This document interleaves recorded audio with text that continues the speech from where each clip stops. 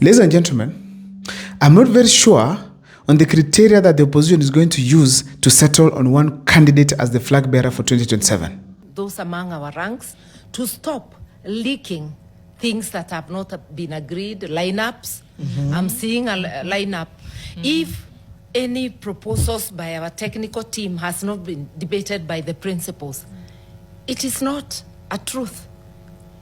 If there are such proposals, and I wouldn't know because nothing has been tabled, to stop giving people positions and all that, to just leave it, to leave the process, you know. But one thing I can just tell them is that they must listen to what the Kenyans are saying or they want. The basis of this video here, it's not about the flag bearer position. It's about the running mate position. That is what I want to highlight here. Why is it a position of importance? It's because in 2022, the elections were won at the running mate position. It was a derby where the lady was coming from Kirinyaga County, and of course the man coming from Nyeri County. And indeed, the elections were won at the running mate position. Why? Rigathi Gachagua was able to campaign successfully and bank the Mount Kenya region, then hand it over to President William Ruto. Secondly, we saw even at the debate, the running mate position debate, Rigathi Gachagua beat Martha Karua by far. Well, President Uhuru Kenyatta, the chairman of Azimio, in a meeting in State House a week ago, said that he nominated Martha Karua as his running mate to take care of his interests and that of his family. The president was on record, which means that Martha Karua is a project of the chairman of Azimio, President Uhuru Kenyatta, and they are both proxies with Raila Odinga. Right now they are together, but the fact is the elections were won at the running mate position. Therefore, in 2027, this opposition team here, they should not make any single mistake. Kindiki on the other side is preparing himself to face them and is doing one or two things to look like a deputy president. There's only one person who can countermand me in Kenya. Only one. The whole country. Only one person. One. From the executive, judiciary, legislature, 2 levels of government, everywhere, the whole country, only one person can overturn my decision.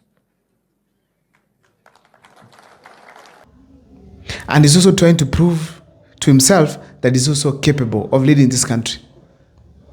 Now, they must sit down and have the best way to come up with the running mate position, because there is where they're going to win an election with come 2027. There are so many areas they should consider: the youth, the women, experience, track record, but they must settle on the right person. What are some of the conditions that they always looked at when you are settling on a running mate position? Number 1, it should be a choice of the flag bearer. They should give it to the flag bearer to decide who is best for him or her. Because, ladies and gentlemen, you have to agree here very genuinely that the flag bearer is going to work with this running mate. So if you give him someone he does not feel comfortable with, then those are wrangles that are just going to begin immediately they are sworn in.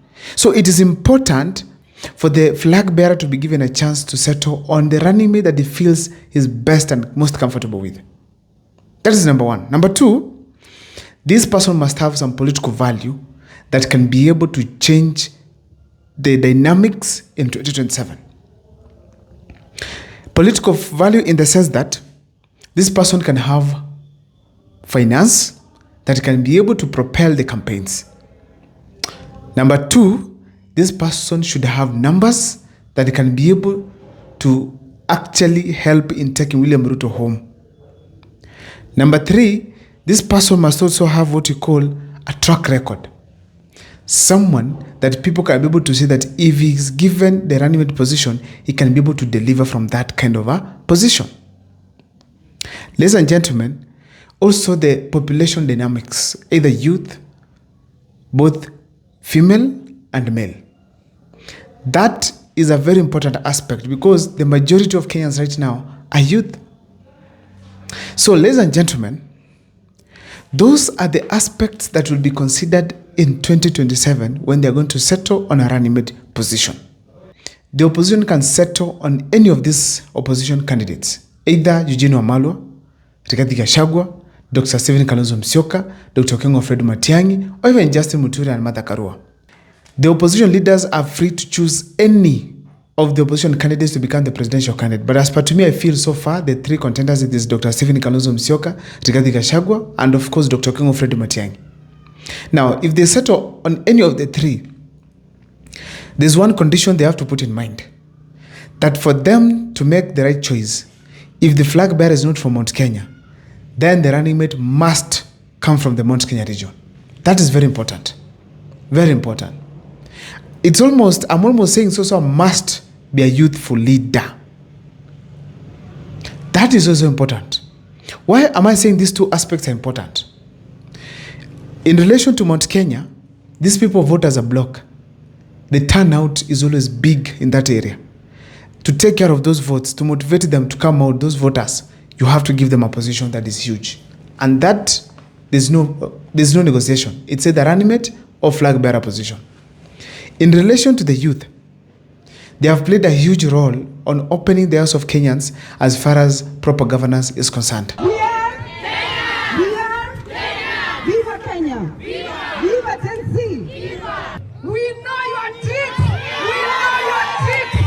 You are going to sign later. Maybe you want to convince these young people to cool down. Then you go behind and sign. Anataka kutumaliza. Anataka kutumaliza. So if they are left out, they'll be discouraged. And in fact, if they vote to a separate side, they can seriously take the opposition out. So it's important they take care of that kind of a group.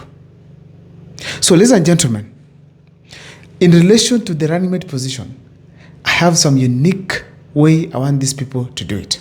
The basis of my video, as I said before, is about the running mate. So what is this unique idea I have in mind? The unique idea I have, it is this. The opposition should not select their running mate from the current arrangement they have within the opposition. Let the running mate position, first of all, after making it to be a decision of the flag bearer, let them also allow the flag bearer to choose a running mate from outside that team, so that they can be able to bring in the factor they are lacking.